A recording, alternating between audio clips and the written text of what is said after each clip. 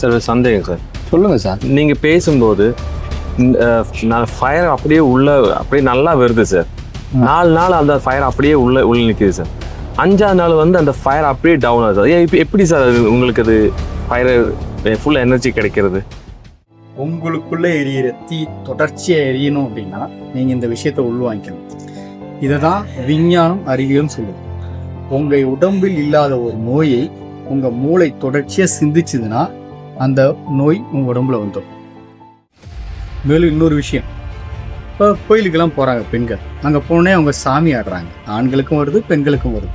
அவங்க நடிக்கிறாங்களா இல்லை உண்மையாக சாமி வருங்க? இது ரெண்டுமே கிடையாது.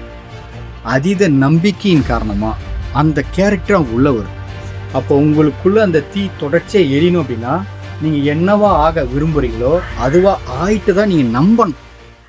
நான் உதாரணத்துக்கு ஒரு பெரிய நடிகனாக ஆகணும் அல்லது பெரிய கண்டுபிடிப்பாளர்னா ஒரு கண்டுபிடிப்பாளர் எப்படி நடந்துப்பாரோ அல்லது ஒரு எழுத்தாளர் எப்படி நடந்துப்பாரோ என்னுடைய உடை நடை பாவனை அனைத்துமே மாறணும். மாறுச்சுன்னா அந்த தீ இமியளவும் உங்கள் உடம்புலேருந்து குறையாமல் எரிஞ்சுது அப்படின்னா வெற்றி ரொம்ப சாதாரணமாக கிடைக்கும். இதை வேணா ட்ரை பண்ணி பாருங்கள். கேரக்டராக மாறும்.